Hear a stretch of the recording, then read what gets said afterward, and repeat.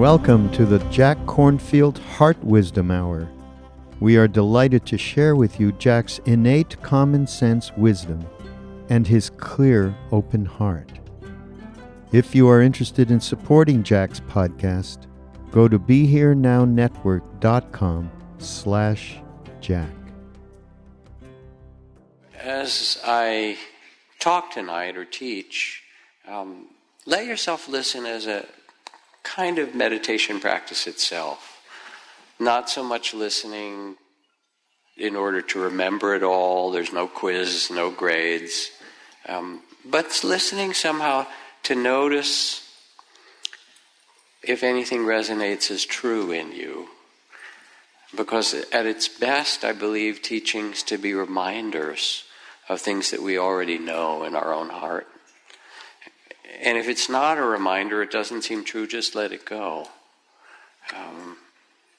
But let yourself be easy as you listen. And last month I did a talk that was a great myth, a story from India on the story of Nachiketa and the Lord of Death. And I feel like I wanted to do some stories in these talks in these months. So tonight we have a different story. And again, I ask indulgence of those who've heard some of these stories before. Think of them as bedtime stories. Oh, can I hear that one again? So the theme tonight that I'd like to talk about, which is so central to the practice of awakening or the liberation of the heart, is respect. Now, I suppose we should turn on Aretha right now, thank you. That would be the way to start properly and to honor her and her gift to us. The Buddhist texts, a number of them begin with this phrase, "O nobly born, O you who are the sons and daughters of the awakened ones, of the Buddhas and the bodhisattvas, do not forget who you really are. Do not forget your true nature." So they begin with this beautiful expression of respect to you, that you were born with a basic goodness and a heart of compassion that is born into every child. And you were born with the capacity to awaken and live in a wise and a caring way in this world. Do not forget who you really are. And then it goes deeper than that, as you will see in this talk. Who are you really, it says? Who got born into this human incarnation? What is that spirit that came into this body?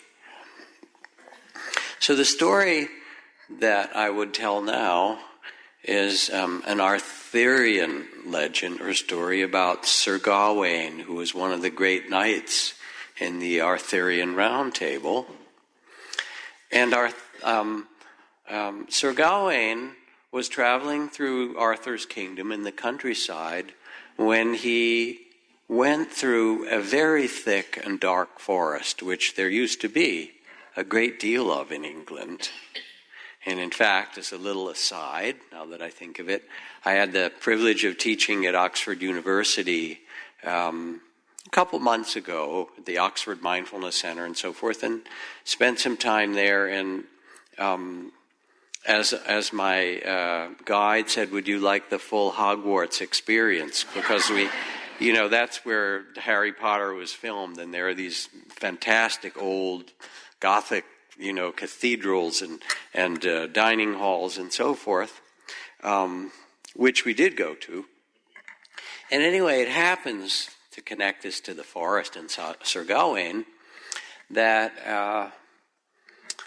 a couple decades ago, in one of the oldest colleges at Oxford, which was built in the 1600s, the great beams that held up the ceilings in the dining hall started to get dry rot after 400 years. And the custodians and the caretakers of Oxford became concerned. You don't get 5-foot wide beams anymore at the hardware store.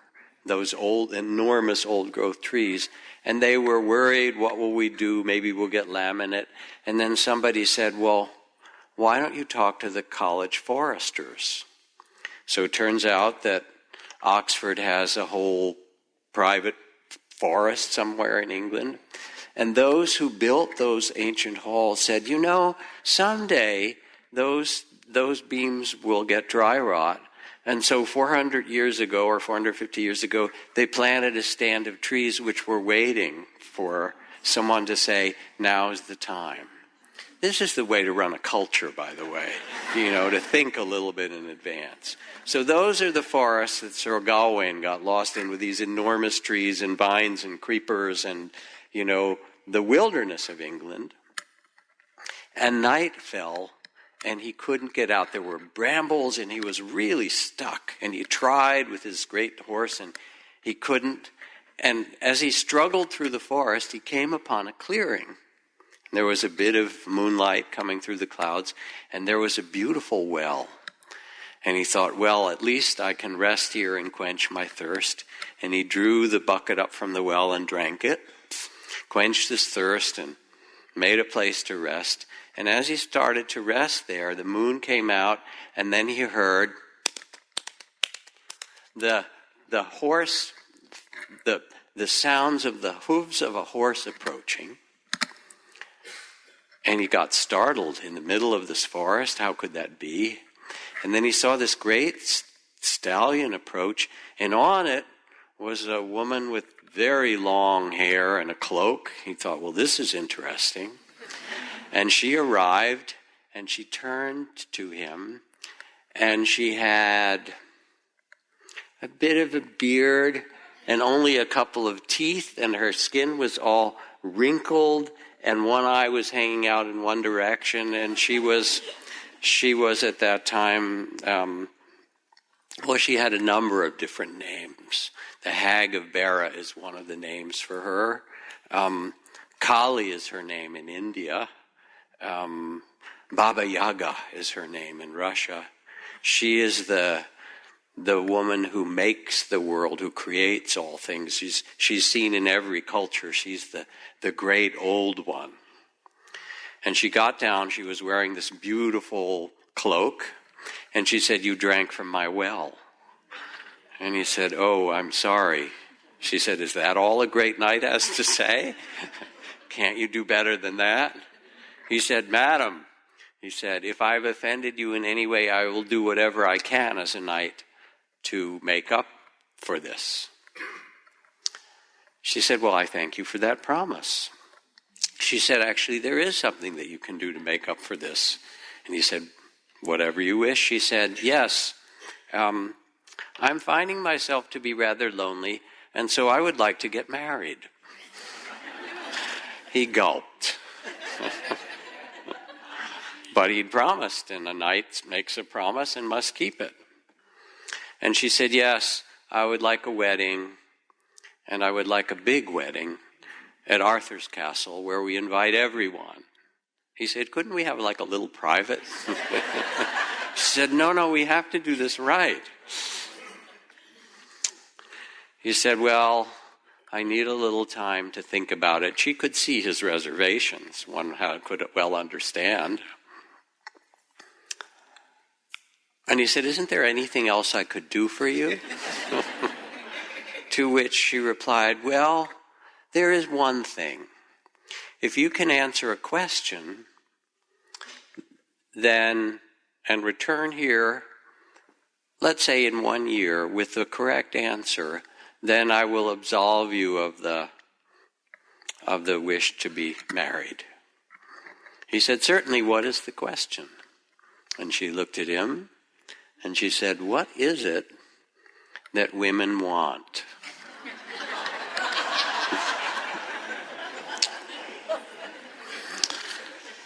He took a breath, said, all right, I'll work on it, She got back on her horse, went out through the dark of the forest, and there he was. So he got back. The next day or two, he found his way out of the forest in the light and met with King Arthur and the other knights and told them what had happened and said, I have to answer this question. He got a great big book, those old kind, leather bound, and he went with his minions around the country interviewing women and asking them what they wanted. Some wanted wealth, some wanted many children, some wanted love, some wanted a nice piece of land, all kinds of, and he wrote them all down. And by the end of the year, he'd filled the volume, and he packed it on his steed, and he went back to the middle of that forest and sat by the well, and the moon rose again, and sure enough, he heard the horse come, and there descended the beautiful cloaked hag. And she said, well, have you got an answer? And he handed her the book. He said, I have 100 answers. I have 500 answers. And she flipped through it in the moonlight and said, no. Said, I'm sorry, you don't have the answer. Oh, when shall we have the wedding?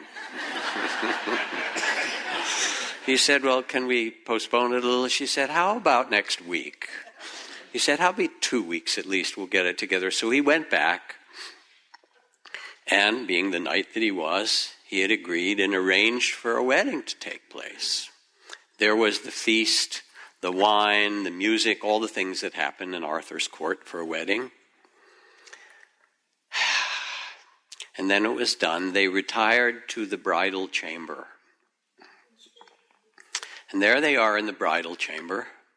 And Sir Gawain is there with his new bride. She's seated on the side of the bed, and she says, aren't you going to kiss the bride?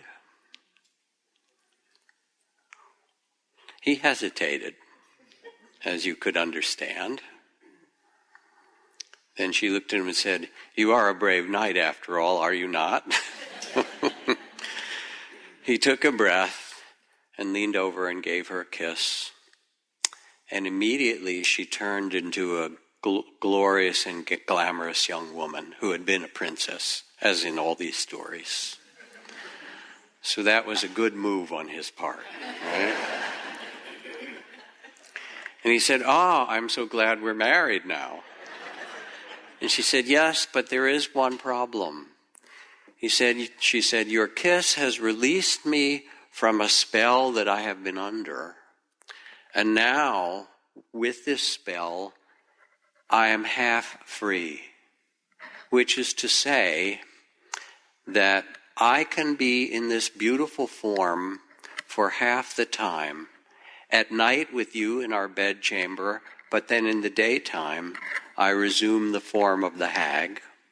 Or, if you wish, I can be beautiful on your arm for the day with you, and at nighttime I turn into the hag.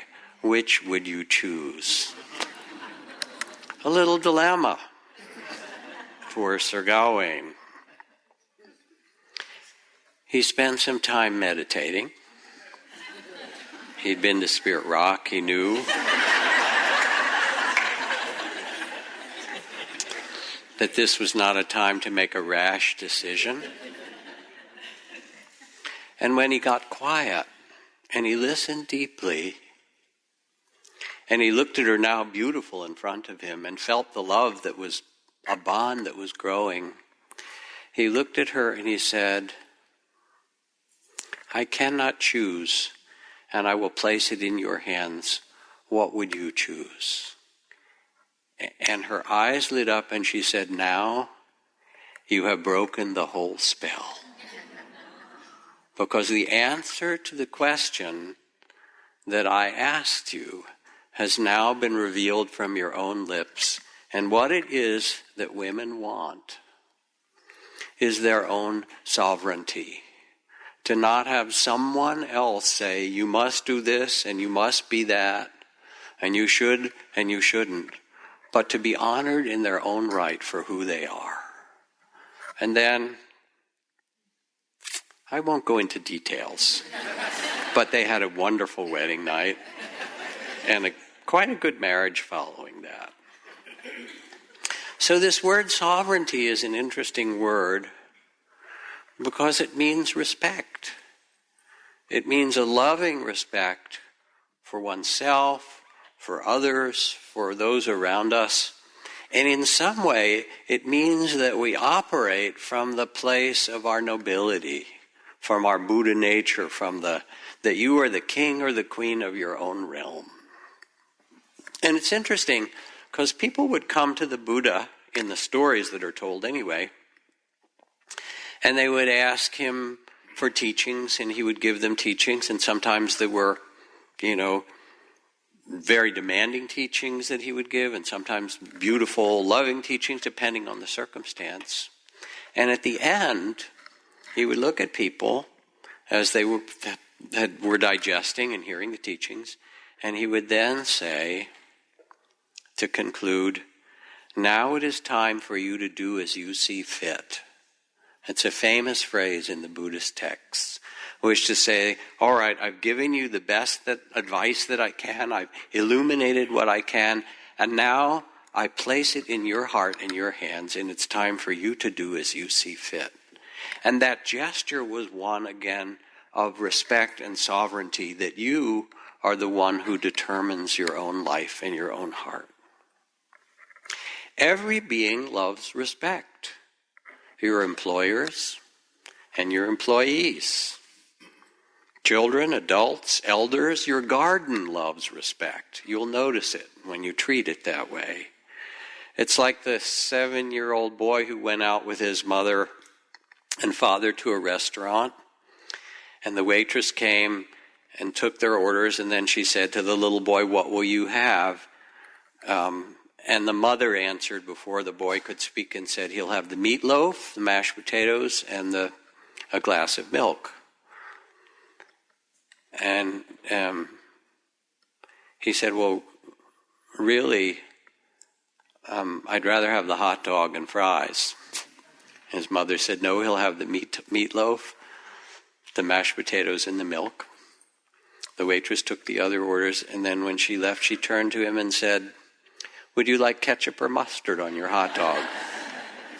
And as she walked away, the little boy turned to his parents and said, "She thinks I'm real." Everyone loves respect. And when I lived in the forest monastery of my teacher Ajahn Chah, the whole community was built around a kind of respect. The paths were swept in this beautiful, respectful way in the forest, and we learned ways to fold our robes and care for our bowls and to bow to one another in ways that offered our respect and to receive people respect. It was a field of respect that allowed us to be present for one another in a beautiful way.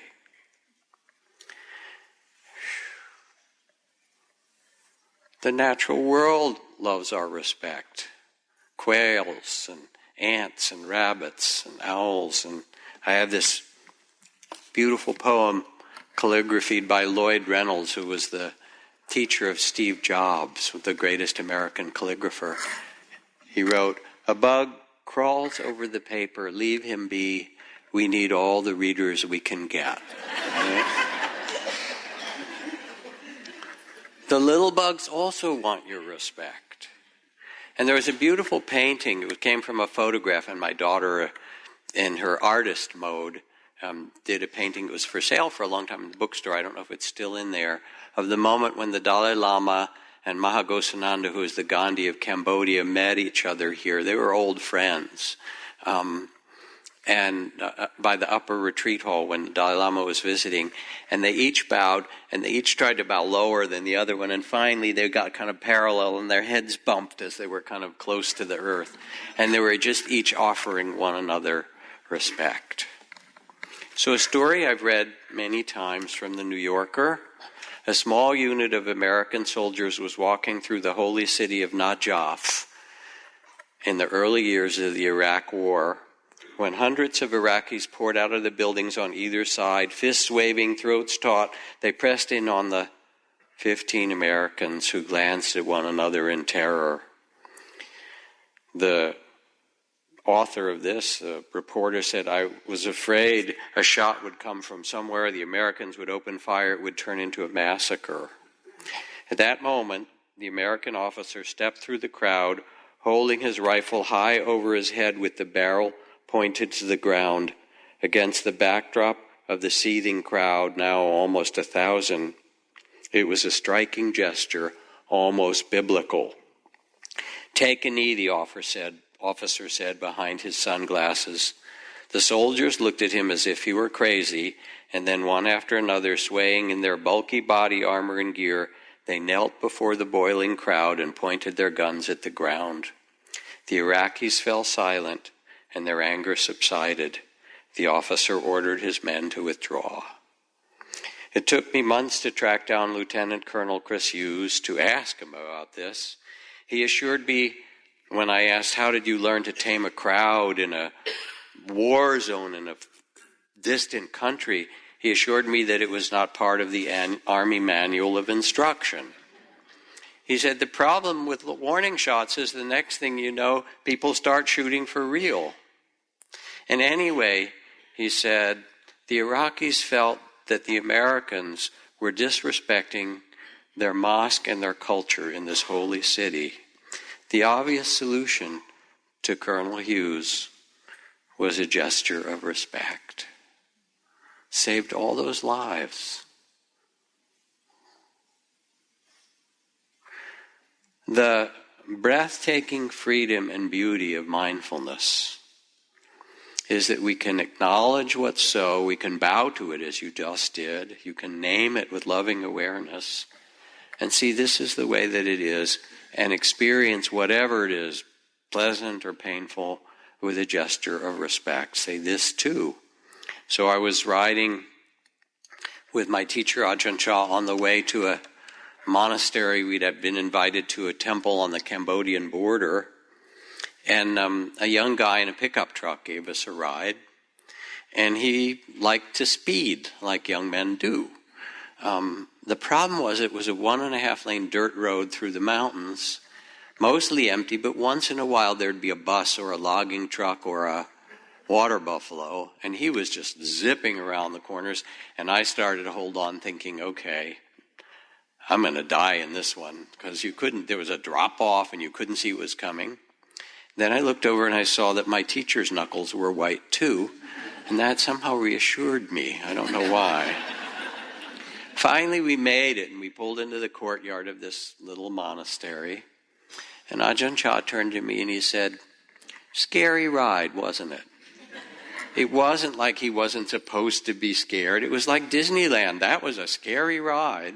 And he bowed to it and he just said, yeah, that's a scary ride. Things are the way they are.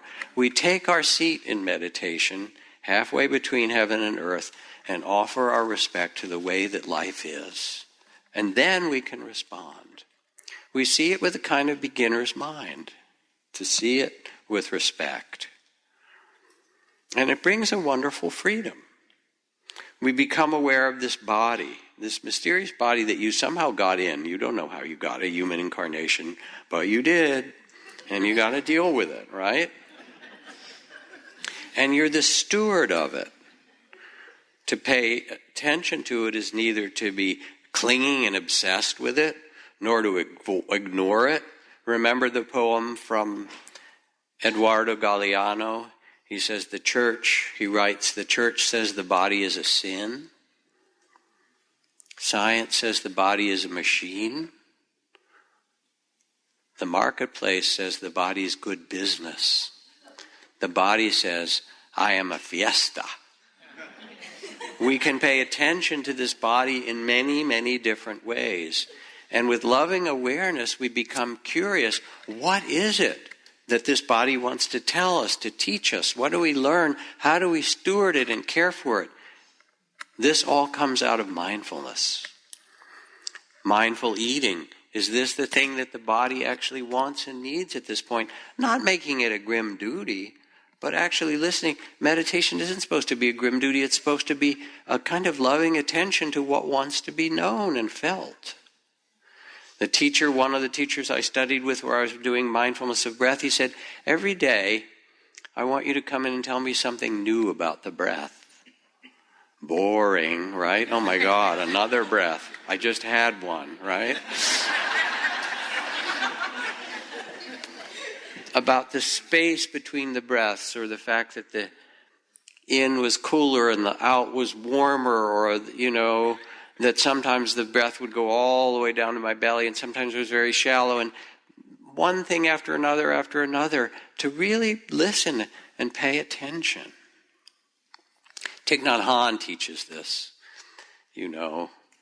and they invited him to a conference in San Francisco a couple of decades ago, and it was a conference probably in the late 80s or early 90s that had Mikhail Gorbachev. It was after the perestroika and so forth, and George Shultz and Madeleine Albright and various kind of, Secretary of State type folks and others there, all talking about world politics. And it was time for Thich Nhat Hanh to teach. It was lunchtime. And he said, before you eat, I want you to eat an orange with me. And they passed out these oranges, and he spent like a half an hour getting them to feel it and smell it and rub its texture and begin to open it. By the end of a half an hour, as someone who ran the conference said, they didn't know what hit them. Basically, they were more present for their lunch and for one another than they'd been in a really long time. So that's what it means to have attention to this body and to the things that we do with this body. What wants to be respected in your body? What pain, what illness, what love, what longing? That's what attention offers. That kind of care. Courage, clarity. Now,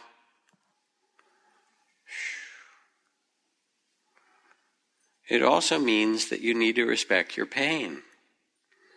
And Jon Kabat-Zinn, the founder of mindfulness-based stress reduction and a great mindfulness teacher and dear friend from the early years of all of our work together, he got the inspiration at one of our retreats to start a program in the medical school in Massachusetts where he was.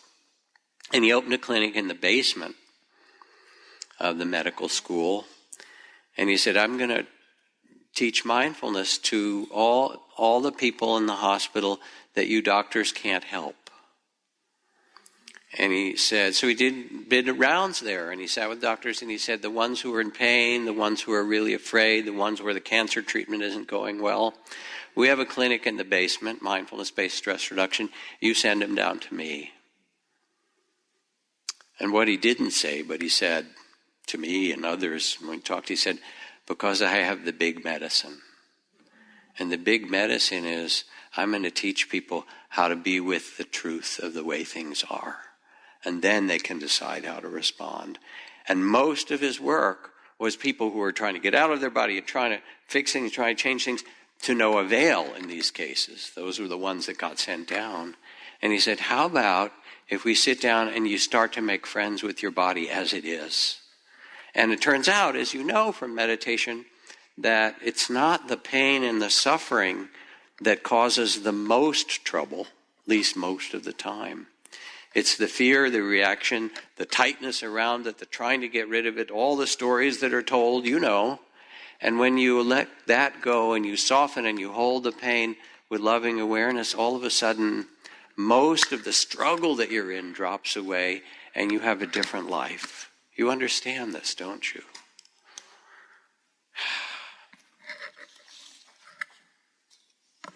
Tibetan Lama was staying with friends in Colorado, and he was a great horseman. I took one of my favorite horses, Rocky, on a trail ride through the back country. He was a very intelligent horse, but he didn't know how to walk a trail. It was a new situation. I was leading the group, and that also made him a little nervous. I coaxed him over certain big rocks and shifted my weight to indicate to him to go around certain others, but he kept stumbling. We came to a narrow place in the trail. On one side was a steep shale cliff, and the other a long drop into the river. Rocky stopped and waited for my direction. We both knew that one wrong move would plummet us into the river far below.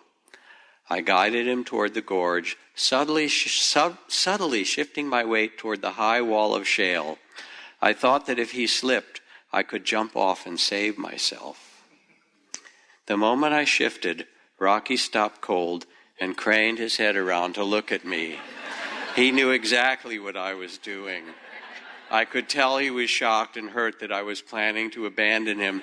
The look in his eye said, "You and me together, right?" I shifted my weight back into the saddle and connected with him in my own center, and we traversed it just fine. Attention, respect to the situation we're in, to our own body, to the bodies of others, and to the body of the earth, which these days is calling for respect. And on this past weekend, there's been this whole big week of climate change events in San Francisco, shepherded by Governor Jerry Brown, leaders from all around the world and so forth. And we had a day of some leaders and people who are offering teachings and actions for climate change here at Spirit Rock. And it was quite full. And one of the many wonderful speakers, Joanna Macy, who's fantastic, and so forth. And one of the speakers that I also did a panel with was a woman named Christiana Figuera.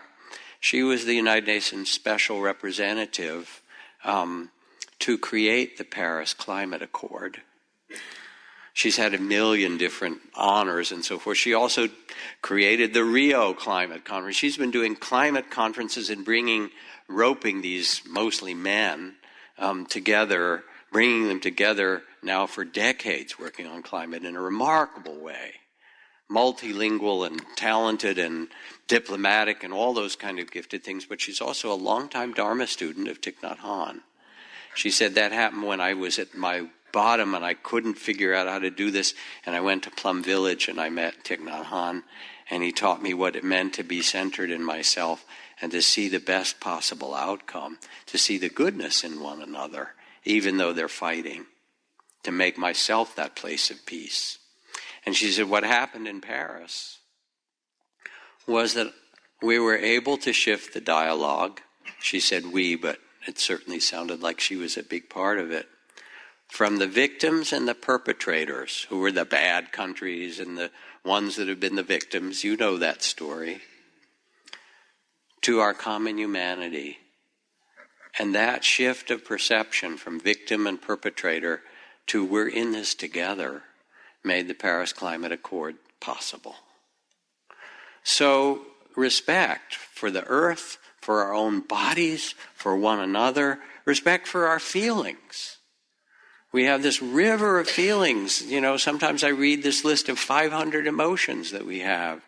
Anguished and antsy and apoplectic and amorous and argumentative. I just start with the A's, you know, and you go on and on and on, right?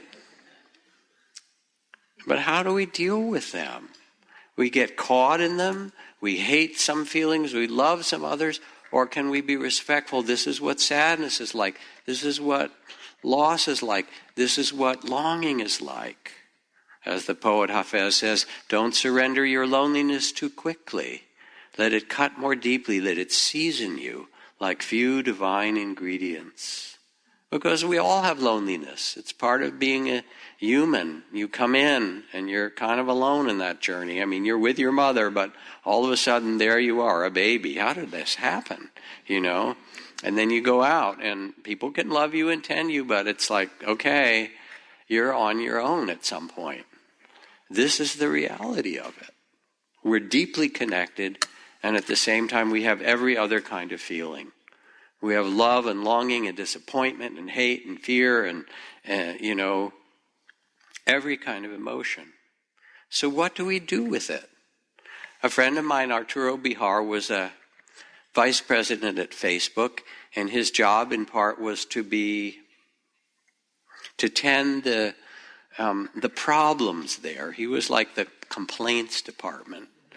But when at his time they had, 1.1 billion users, now it's closer to 2 billion, he said it didn't take very long to get 1 million complaints. So what do? He said a third of them were technical complaints. I give it to the engineers. They fix them. That's what engineers do. No problem. Okay. But most of them were complaints of conflict between people. You posted a picture of me and I don't look good. How dare you post a picture of my children without permission? You said this about me, and all these things between people. So he would send them the boilerplate. Our policy is that if it's lewd or lascivious or hateful, then we take it down, otherwise we leave it. No one was happy. So then he said, there's got to be a better way. And he began to experiment. He sent out to all the people who were complaining about someone else, he said, why don't you ask them what made them do it? What was their motivation? Why don't you tell them first how it made you feel? But then he found out that people didn't know what they felt. So he sent out those little emoticons, happy, sad, or whatever. Now tell them how it made you feel. Now ask them a question. It made me sad or angry or upset or something. Now ask them what made you do it. And when he began to invite them to talk about how they felt, and then to be open respectfully to what was going on, he said people would say, well, I thought you looked good in that picture. Or I love your children and I thought other people would want to see it. He said 90+% of the conflict was eliminated because people talked to each other respectfully. He said, I get to teach social and emotional learning and conflict resolution to 980 million people. It's a very cool thing.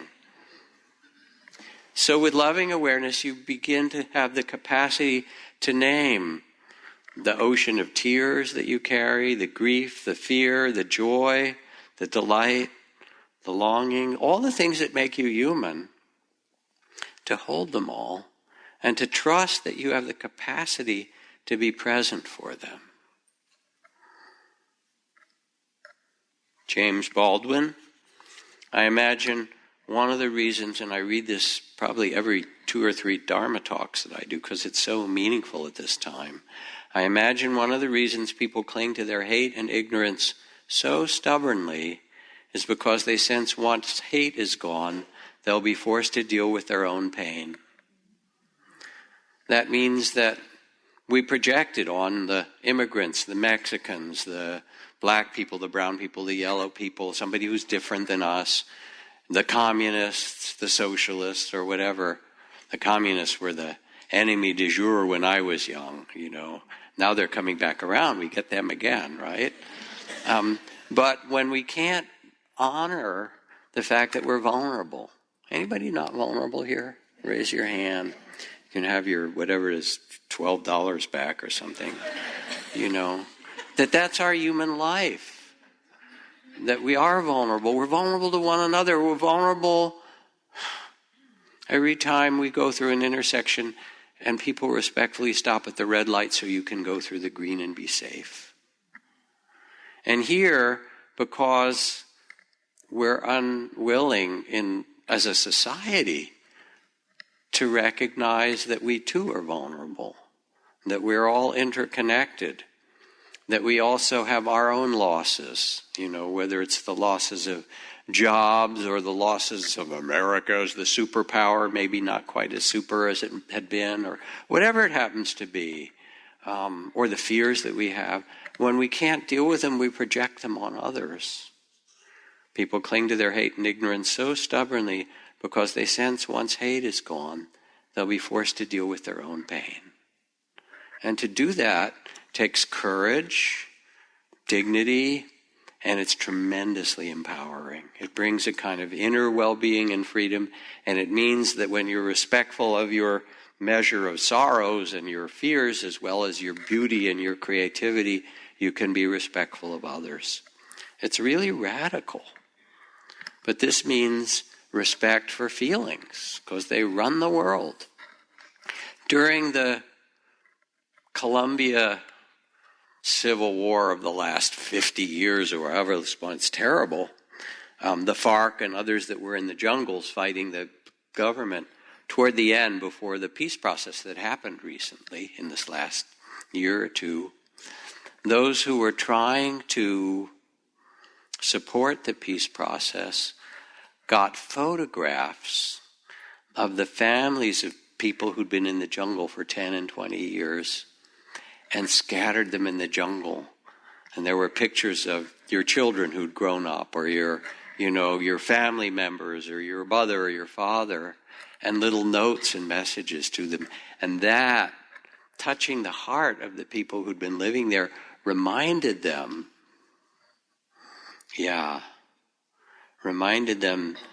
about some love that trumped, their anger.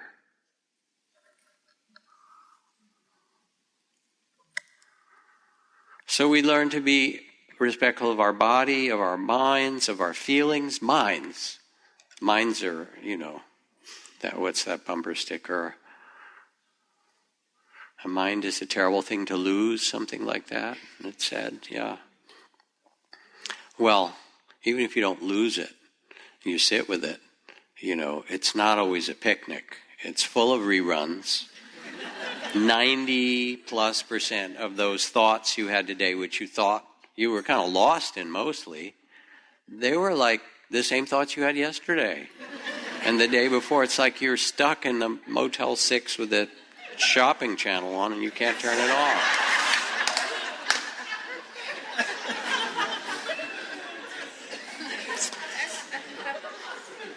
Who is your enemy? Mind is your enemy. No one can harm you more than your mind untrained, said the Buddha. Who is your friend? Mind is your friend. No one can help you more than your own mind, well cultivated and trained. Not even the most loving family member, the people who care for you. So respect means to look at what's in our own mind, the kind of thoughts, and say, oh, this is a judging thought. I hate judging thoughts. I don't want to judge anymore. Judging is so stupid. But what's that, right? It's more judgment. What you can do is say, oh, thank you for your opinion. That's the judging mind. I appreciate that. And that's the fearful mind. And that's the doubting mind. You can't do this right. You never do it right. Thank you for your opinion. We know whose voice it is. We won't talk about them. Thank you for your guidance. I'm okay for now. And then the beautiful thoughts that come of what's possible, the inspiration, the creativity, the love, all of those things. And you start to see that your thoughts really aren't yours very much. They're just conditioned things that have been programmed in there for a long time. And you start to shift your identity from my views. The Buddha said, people who cling to their views go around the world annoying one another, right? This land is mine. These children are mine. These are words of folly from a person who doesn't know even he is not his. Even your thoughts are not really yours. They come unbidden. And you start to shift to where you can tend and honor and respect and so forth. But your identity shifts from being caught in all the experiences that happen, and you become loving awareness itself. You become this space of mindfulness that has a kind of original innocence, a listening with your heart, and it expands the sense of who you are. You have your measure of tears and sorrows. You have your extraordinary gifts. The world has an ocean of tears and its unbearable beauty.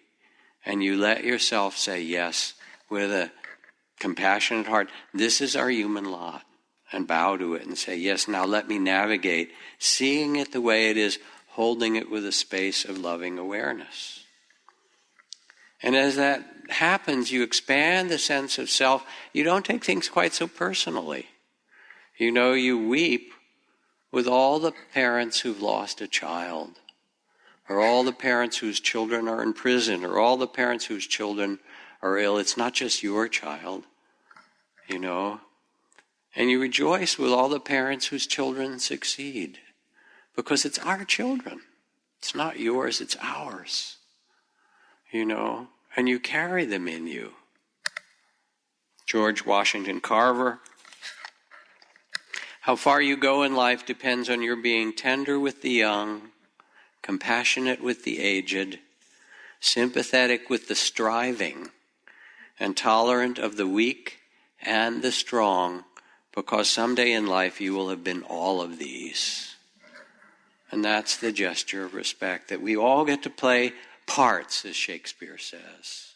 You are a man or woman of parts. And to be able to hold this with respect and loving awareness. The Listening Project, coming out of the Quakers, nonviolence, going to Sudan and Libya and North Korea, group teams, just wanting to sit down with the people that the world vilifies and say, I want to listen to you. Tell me how it is for you. And it's a radical gesture and a transformative one to do it. Even dogs like it. This man had a, big Rottweiler, and he thought, maybe he learned from the vet that it would be good to give it cod liver oil. So he would call it over and then grab it, hold its mouth open and pour in the cod liver oil, and the Rottweiler hated it. But one day as he pulled the dog over, the bottle fell, and there was a big puddle of cod liver oil on the floor. And after he let go of the dog went over and licked it all up. It wasn't the cod liver oil that was the problem. It was the way it was being administered. You understand? The whole path of awakening is respect. When people ask for a little attention, it's not a little thing, it's a big thing. And a generous heart is what you're born with. To not harm yourself or others, to refrain from causing harm with your actions, to not kill, to not steal, and so forth. Those are gestures of respect, of reverence for life.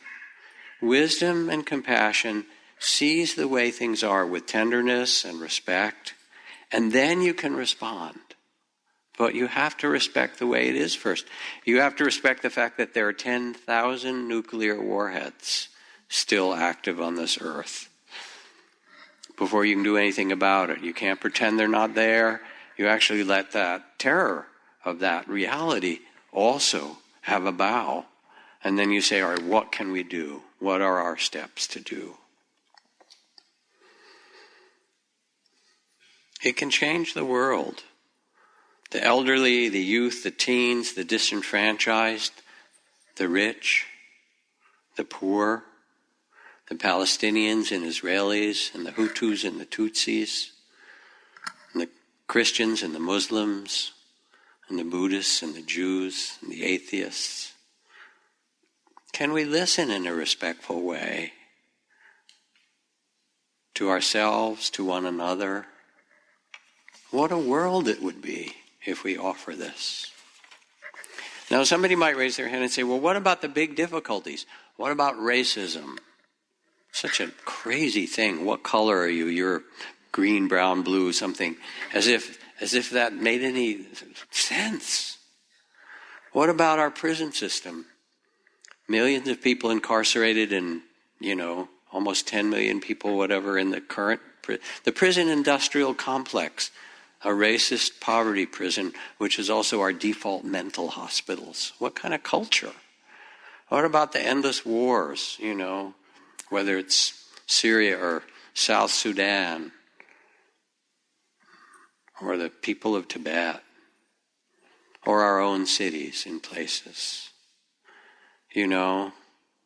also needs respect. I tell the story of working with Michael Meade and Luis Rodriguez and others running retreats for young kids getting out of street gangs from Oakland and Chicago and LA and so forth. And they come in with their hoods up and their hats back and like, you're going to do some poetry and teach me some meditation and shit like that? Come on, man. I'm on the street. People got 9mm. You got to give me something better than that. And so we will take a candle and light it and put it in the center of a table and say, There are too many people in this room who need respect that haven't been acknowledged. Would you go out in the parking lot and collect a stone for every young person you know who's been killed? Put it by this candle and say their name. And these kids will come back with their hands full of stones. This is for Tito, and this is for RJ, and this is for Homegirl. All the names. But when that's done and the candle's there and the stones are piled up, the hoods come down, the hats come off, and they say, okay, we're going to get real here. Let's talk about this. There's a respect for what they've survived and what they've lived through. So what about racism and war, endless war? This is respect for Mara. Mara is the Indian god of aggression and temptation, and who attacked Buddha in the myth anyway on the night of his enlightenment with all the possible temptations, and then with the armies of Mara and all the doubts and so forth. These are not small forces. The power of greed, of hatred, of fear, of delusion. Civilizations rise and fall. Wars happen from these forces. But they're not the end of the story. Mahagosananda, that Gandhi of Cambodia that was bowing to the Dalai Lama, was a part of the world campaign that got the Nobel Prize for trying to get rid of landmines.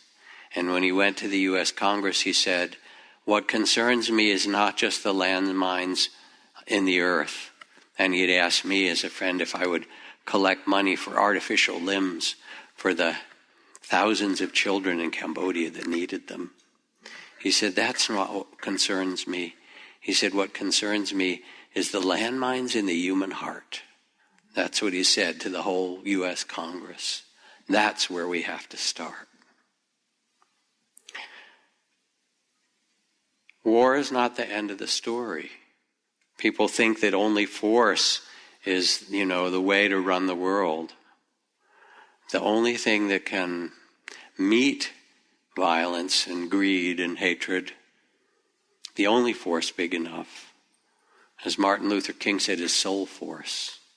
After the church was bombed and the 4 children were killed, everything, torn apart.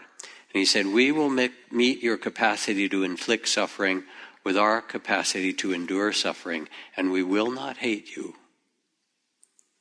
We cannot obey your unjust laws, but we will soon wear you down with our capacity to suffer. And in loving you, we will bring you so far along that in the end you will come to that place of love as well.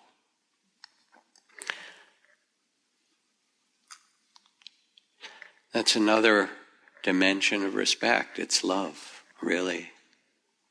We want it. The people around us want it. The earth needs it.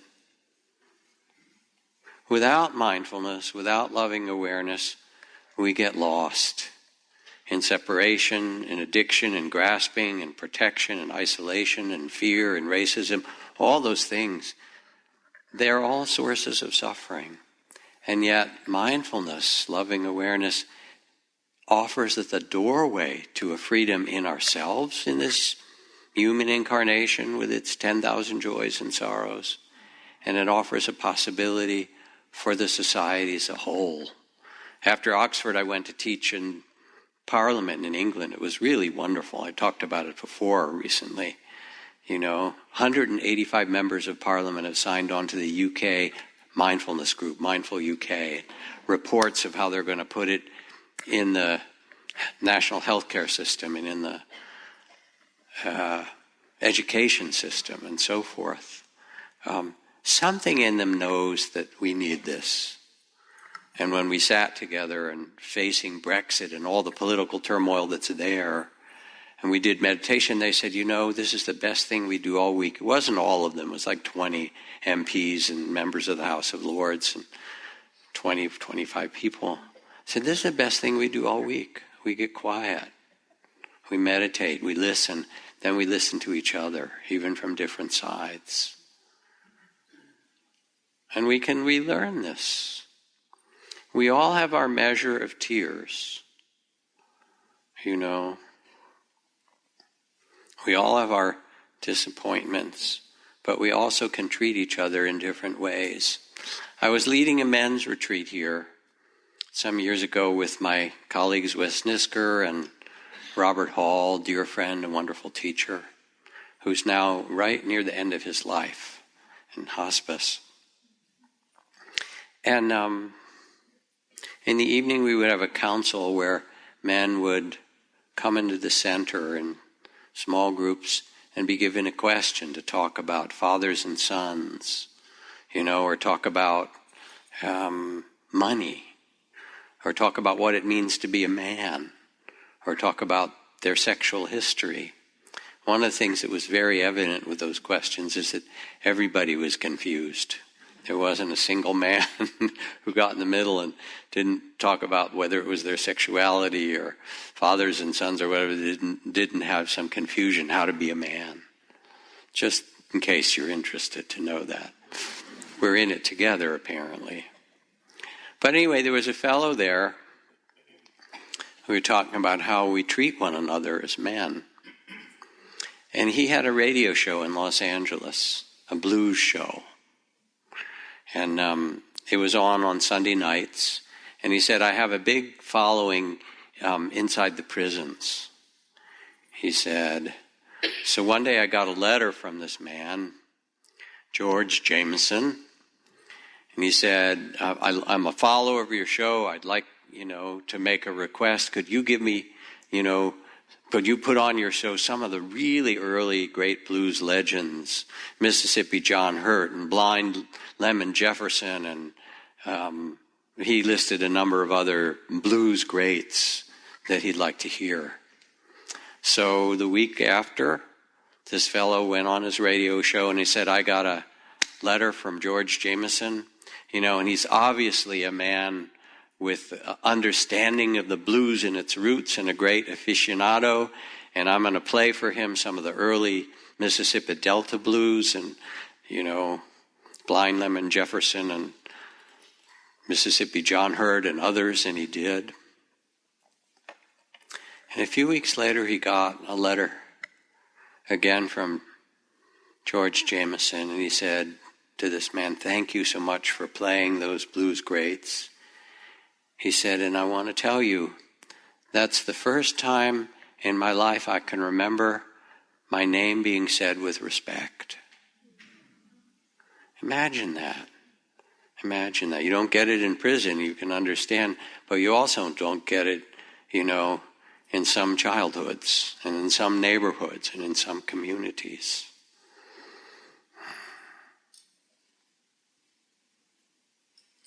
A year or two ago, we have a prison project that was born out of Spirit Rock at San Quentin that was the Insight Prison Project, or Inside Out, different names for it, and Jacques Verdun has been the main steward. And there was a graduation in San Quentin that I went to be a speaker, and there were 100 men with mortar boards and graduation gowns who'd gone through a year-long program, GRIP, Guiding Rage into Power, learning mindfulness and anger management and bodily practices like yoga and things to tend themselves. And they stood up and they had a kind of class speaker who stood up and read a thing that we were violent men and we now pledge, and then they all stood up, that we will never use violence again in this world to solve a problem. It was very moving. And we want to offer a deep apology to you and to the society and to all those that we've hurt. And there were, several hundred people witnessing it, state senators and mayors and people from the corrections department. So I gave a little teaching, a little talk, and then Luis Rodriguez, my buddy, great Latino poet, he was the poet laureate of Los Angeles last year, author of La Vida Loca, My Gang Days in L.A., and worked a lot in the prisons.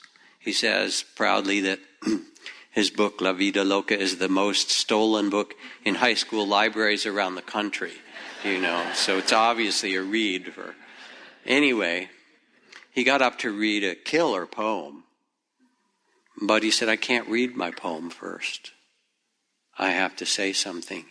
He said, you men stood up and apologized to us, but it's we who have to apologize to you, because many of you are in here because you had a childhood of disrespect, of abuse, of poverty, of drugs, of racism, of being part of a community that was marginalized and attacked.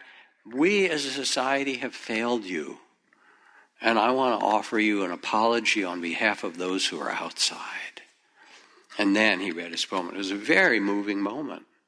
To reverse it, he offered the kind of respect that these men deserved. So this is sovereignty. To honor the gift in every human being, to honor the gift of your own body, to honor a gift in others. And we can all learn it. We all have our measure of disappointment. That's where the heart grows wise, Ellen Sirleaf and Lehman Gaboe, who won the Nobel Prize in Liberia, she says, Ellen Sirleaf said, Liberia used to be known for its child soldiers. Now they remember our country for its women leaders. Turn that one around. It means it's not the end of the story, that when we bring respect, the story can be changed. And then we become able to bless whatever we pay attention to offer that respect or that sovereignty, that honoring, becomes a blessing. Nelson Mandela, it never hurts to think too highly of a person. They often act the better because of it. And William Butler Yeats, who talks about all the blindness in his life and all the ways he's fallen into the ditches. He says, and yet I'm content to live it all again and yet again, if it be life to pitch into the frog spawn of a blind man's ditch. I'm content to follow to its source every event in action or in thought, measure the lot, forgive myself the lot. When such as I cast out remorse, so great a sweetness flows into the breast, for we must laugh and we must sing. We are blessed by everything, and everything we look upon is blessed.